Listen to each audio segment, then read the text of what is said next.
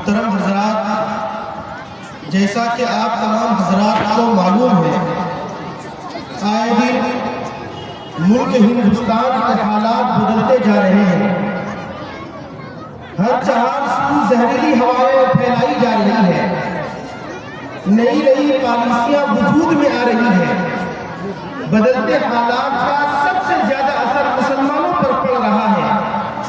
حال ہی میں نئی تعلیمی پالیسی کی جو بات کی گئی، اگرچہ دنیاوی اعتبار سے اس کے فوائد اور نتائج سے کسی کو انکار نہ ہو، لیکن دینی اور مذہبی اعتبار سے مسلمانوں کی نئی نسل کے حق میں انتہائی خطرناک ہے۔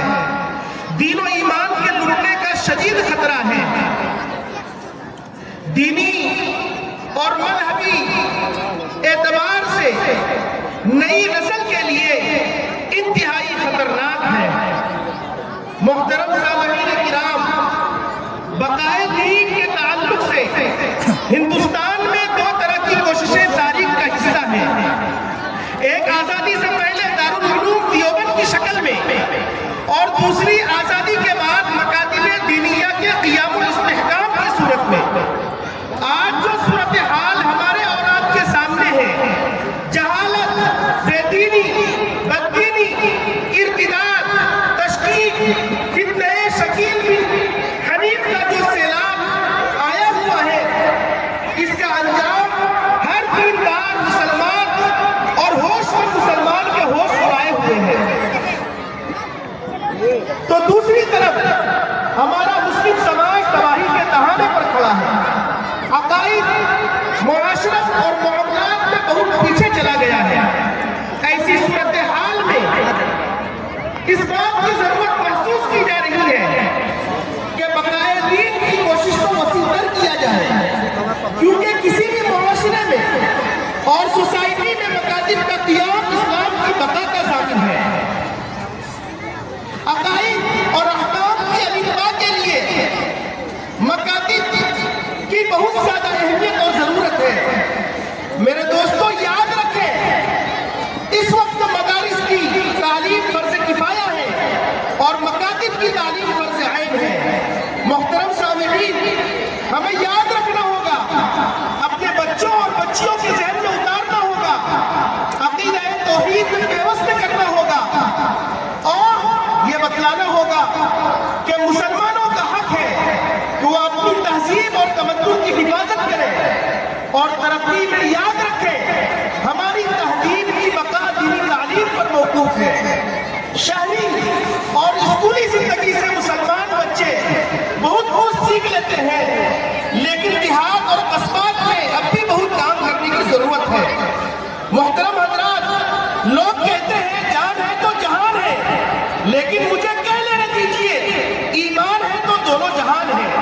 یہ فرض ہے علماء کا، یہ فرض ہے عوام کا، یہ فرض ہے سب کا کہ نئی نسل کے ایمان و اسلام کی حفاظت کی کوشش کریں۔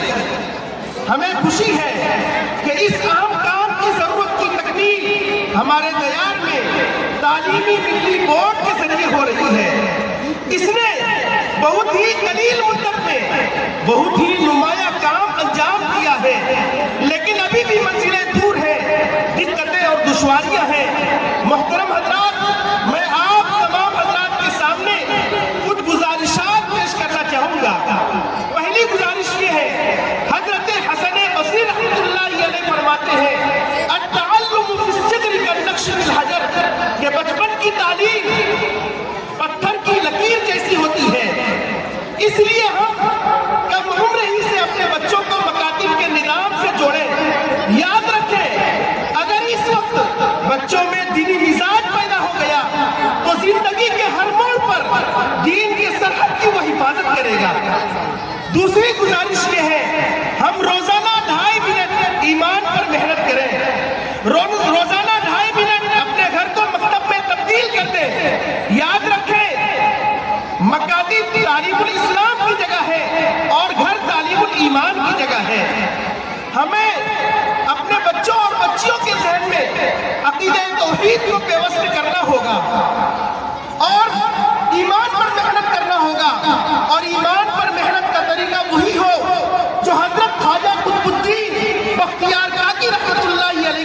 ماں نے اپنایا تھا۔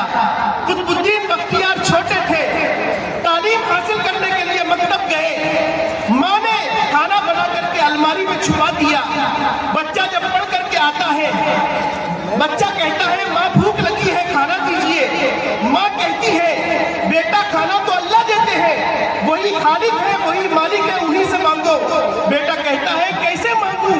ماں کہتی ہے مصلی بچھاؤ دعا کرو۔ بیٹا مصلی بچھاتا ہے، دعا کرتا ہے، عاجزی کرتا ہے، کھانا تلاش کرتا ہے، کھانا مل جاتا ہے۔ اب بچہ روز ایسا ہی کرتا ہے، بچے کے دل میں اللہ کی جستجو اور بڑھ گئی، عقیدہ توحید پیوست ہوتا چلا گیا۔ ایک دن ماں کسی ضرورت سے باہر جاتی ہے اور کافر ہو جاتی ہے، بچہ مکتب سے پڑھ کر آتا ہے اور مصلی بچھاتا ہے، دعا کرتا ہے، کھانا مل جاتا ہے۔ ادھر ماں پریشان ہوتی ہے، پتہ نہیں آج کیا ہوگا، اور ماں اپنے دل میں دعا کرتی ہے اے اللہ میری محنت کی لاج رکھنا۔ جب ماں گھر آتی ہے، دیکھتی ہے بیٹا سو چکا ہے، بیٹے کو اٹھاتی ہے، کہتی ہے بیٹا کھانا نہیں کھاؤ گے؟ بیٹا کہتا ہے ماں میں نے مصلی بچھایا، دعا کیا، خدا کی قسم آج اللہ نے مجھے ایسا کھانا کھلایا، اس سے پہلے ایسا کھانا میں نے کبھی نہیں کھایا۔ ہمیں اپنے بچوں کی تربیت اس طرح کرنی ہوگی۔ دوسری گزارش یہ ہے کہ ہم مکاتب کو مستحکم کریں۔ الحمدللہ دینی تعلیمی ملی بورڈ نئی نسل کے ایمان کی حفاظت کی کوشش کر رہا ہے۔ میں آپ سے اپیل کرتا ہوں آپ اس کے دست بازو بنے، جانی مالی تعاون پیش کریں، دامے پیرامے ہر اعتبار سے تعاون پیش کریں۔ یاد رکھیے مکاتب مضبوط ہوں گے تو انشاءاللہ ہمارے عقائد و ایمان بھی مضبوط اور مستحکم ہوں گے۔ تیسری گزارش یہ ہے، میں اہل سربت کی خدمت میں یہ گزارش کروں گا، یہ اپیل کروں گا کہ دینی تعلیمی ملی بورڈ کے تحت چلنے والے مکاتب میں پڑھنے والے بچے کی کفالت کریں۔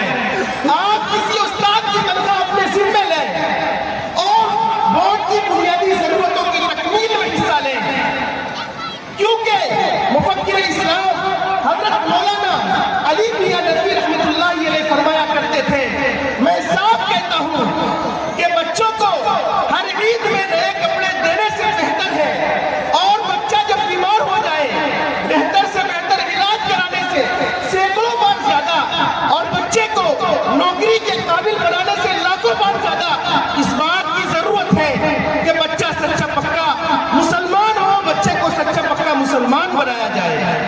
اور ایک گزارش یہ ہے دعاؤں کا اہتمام بھی ہو، اور آخری گزارش یہ ہے کہ ہم دینی اور مذہبی تعلیم کو تحریک کی شکل دیں اور بینر اور اسٹیکر کے ذریعے اس کو عام کریں۔ انہی چند گزارشات کے ساتھ میں آپ سے رخصت ہوتا ہوں۔ وآخر دعوانا ان الحمد للہ رب العالمین۔